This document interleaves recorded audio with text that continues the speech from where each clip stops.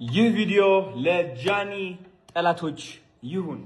ራይት ጃኒን የምትጠሏት፣ ጃኒን የምታወዳድቋት፣ የጃኒ ዝቅተኝነት የእናንተ ከፍታ የሚመስላችሁ፣ በድሮ ህይወቷ መሳለቅ የለመዳችሁ፣ ምቾት የሚሰማችሁ የወደቃችሁ ዝቃጮች ማለት ነው። ይህ ለእናንተ ነው። ኦኬ አይ ቲንክ ዝምታ እንደ ድክመት ትቆጥሩታላችሁ አንዳንዴ ማለት ነው።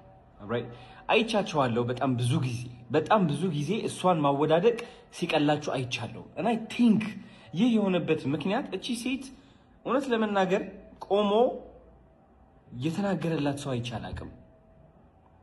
በትልቅ ቲክቶከር ደረጃ ማለት ነው። ማንም ሰው እኔ አላቅም እውነት ለመናገር እሷን ከሷ አጠገብ ሆኖ ላይክ ለመደገፍ የሞከረ ጓደኛ አይቻላቅም፣ ቲክቶከር አይቻላቅም።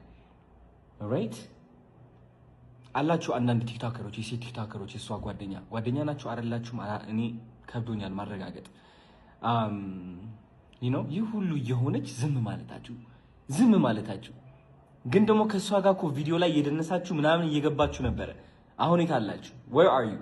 የት አላችሁ? ዝምታን መረጣችሁ። ጃኒ ስኬታማ ለምን እንደምትሆን ልንገራችሁ፣ ተስፋ እንድትቆርጡ ካሁን ጀምራችሁ ማለት ነው። አያችሁ ጃኒ የሰራችሁ ስህተት ካለ እግዚአብሔር ስለፈለገው ነው ያ ስህተት የሰራችሁ። ጃኒ ያለፈችበት መንገድ እግዚአብሔር ስለፈለገው ነው በዛ መንገድ ያለፈችው። የእናንተ የውድቀቷ ምኞት እንደማይሳካ ላስረዳችሁ ስለፈለኩኝ ነው። ቆይ ተከታተሉኝ። ራይት ሶ የሰራችሁ ስህተት አለ፣ የመጣችበት መንገድ አለ፣ ቪዲዮዎች አሉ። እናንተ እሷን እንድትተርቡ፣ እንድትስቁባት፣ እንድታወዳድቋት የሚያደርጓችሁ ፎቶዎችና ቪዲዮዎች አሉ። እነዚህ ፎቶዎችና ቪዲዮዎች እግዚአብሔር ሆን ብሎ ስለፈለጋቸው ሶሻል ሚዲያ ላይ አውጥቶ ቁርጥ አድርጎ ቁጭ አደረገላት። ራይት አንድ ነገር ጃኒ ያልነገረቻችሁ ግልጽ ሆኜ ልንገራችሁ።